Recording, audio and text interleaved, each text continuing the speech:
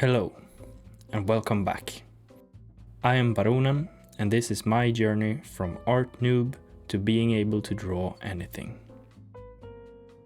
This week, I have tried to get better at construction, to build up the subject from simple shapes like boxes, cylinders, and spheres.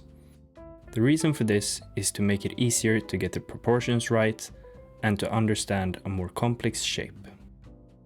As this week's subject, I chose the humerus, since it is connected to the scapula, which I drew in the last video.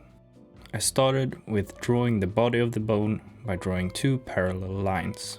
Then I added a sphere at the top, three smaller spheres at the bottom, and then I connected everything and carved things out to get the outline and basic shape of the bone. I did this for both the front and back. I struggle a lot with drawing the lines that I want to.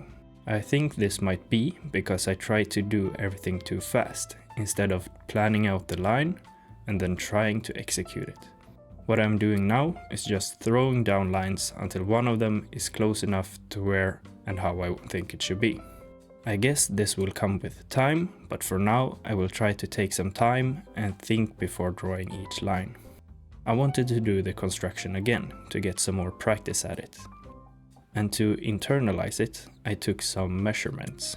I found out that the top of the big sphere to the top of the smaller spheres is the same as the height of 7 big spheres, and that the body is about half as wide as the big sphere. This made it much easier to construct the second time, and I could do it almost without comparing it to my reference. Even though when I look back at it, I'm not entirely satisfied with the proportions. When I was happy with the construction, it was time to dress it in pretty clothes, so I drew an outline following the construction I had made.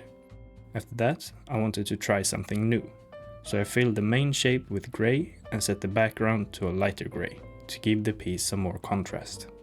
Then I proceeded to render in the same way I did in the last video, with rough hatching in the areas that I wanted to be darker, and in the end I also used a light grey to highlight some areas.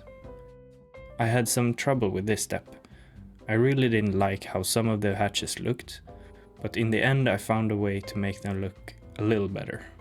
I used a smudge tool to make the hatchings less harsh.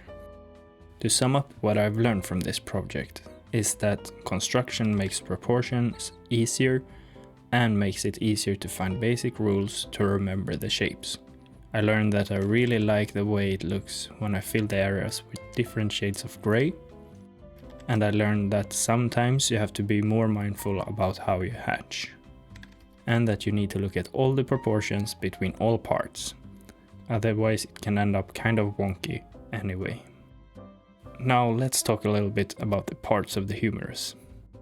Number 1 is collum anatomicum, which is the anatomical neck of the humerus.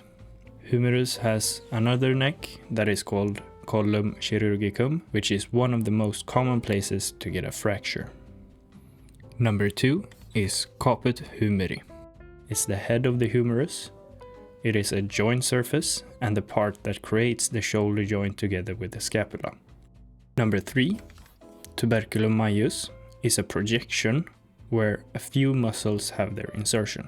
For example, a few muscles in the rotator cuff. Number 4, tuberculum minus, is a smaller projection where the subscapularis inserts. Number 5, tuberositas deltoidea, is a rough area on the humerus where the deltoid muscle inserts. Number 6, fossa olecrani, is a pit where the olecranon fits when you extend your elbow. Number 7, trochlea humeri, is a joint surface where the humerus connects to ulna and creates a part of the elbow joint.